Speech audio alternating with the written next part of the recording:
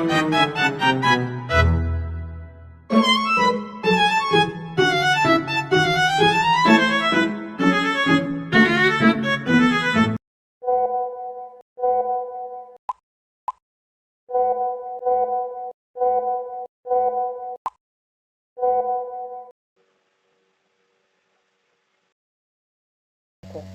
ini semuanya udah masuk kan ya?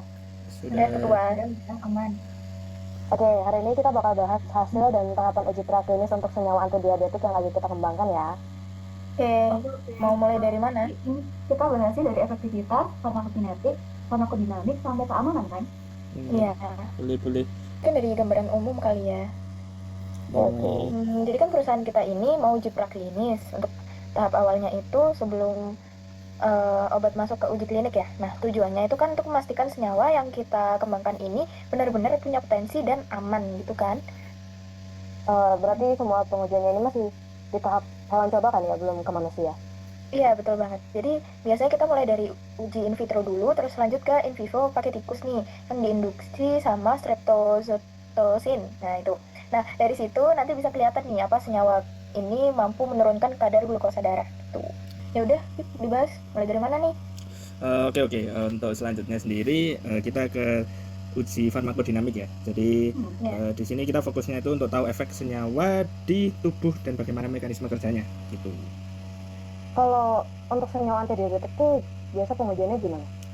Biasanya sih kita pakai hewan model diabetes seperti tikus. Setelah senyawanya nanti diberikan, kita ukur nih kadar glukosa darahnya itu untuk melihat efek penurunannya. Selain itu kita juga analisis hubungan dosis dengan respon hewan ujinya tadi. Oke, jadi bukan cuma lihat apakah kadar gulanya turun, tapi juga seberapa efektif tiap dosisnya gitu ya? Yap, benar sekali. Terus kita juga pantau nih efek tambahannya, misalnya apakah senyawa tadi itu bisa melindungi organ seperti jantung, ginjal yang sering terdampak karena diabetes. Jadi organnya itu perlu kita lihat juga apakah ada efek. Oh ya, sama ini yang menarik, faktor biologis. Kayak mikrobiota usus juga bisa mempengaruhi respon obat loh. Jadi nih hasil farmakodinamiknya itu bukan kayak cuma soal efektivitas aja kan ya, tapi juga gambaran awal, keamanan, dan mekanismenya gitu. Ya benar, jadi dari tahap ini itu akan menjadi dasar untuk lanjut ke tahap farmakokinetik. Begitu. Oke, next. Kalau di tahap farmakodinamik kita bahas gimana obat bekerja. Di tahap farmakokinetik kita lihat gimana tubuh memproses obat itu. Berarti mencakup penyerapan, distribusi, metabolisme, sama eliminasi ya? Betul banget. Jadi dari situ kita bisa tahu waktu taruh obat atau half life-nya. Kalau misal terlalu pendek, itu efeknya bisa cepat hilang. Tapi kalau terlalu panjang, itu bisa menumpuk dan malah jadi toksik. Biasanya kita ngambil sampel darah nih secara berkala kan? Misalnya nih, di menit ke-5, ke-15, 30, sampai 24 jam setelah pemberian obat. Sampel plasma kemudian dianalisis pakai HPLC atau LC-MS untuk melihat kadar obatnya.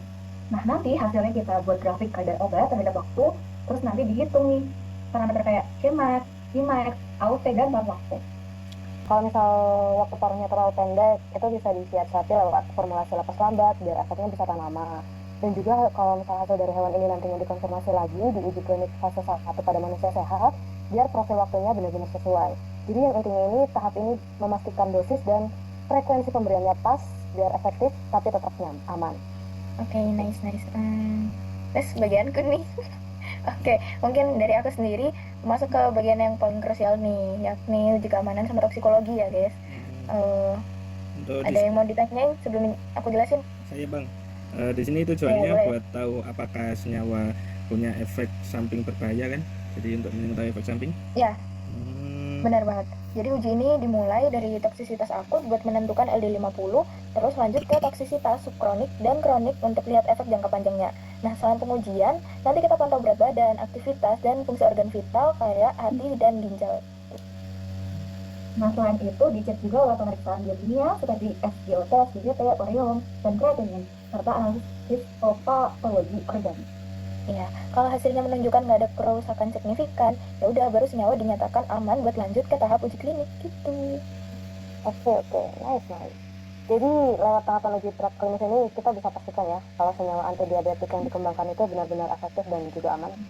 Ya. Oke, berarti kalau semua ini berjalan lancar dari tahapan-tahapan tadi, berarti otomatis kita bisa lanjut nih ke uji klinik fase 1 ke manusia ya berarti? Memang. Ya, harapannya sih senyawa ini bisa jadi terapi baru yang lebih baik buat pasien diabetes ke depannya. Oke. Kalau gitu, kayaknya rapatnya bisa kita tutup ya. Oke, makasih semuanya dan sampai ketemu di pertemuan selanjutnya ya. Ya, Aku ya. Sampai ketemu besok ya. Bye. Nuwun sangat. Bye. Sukses ujinya.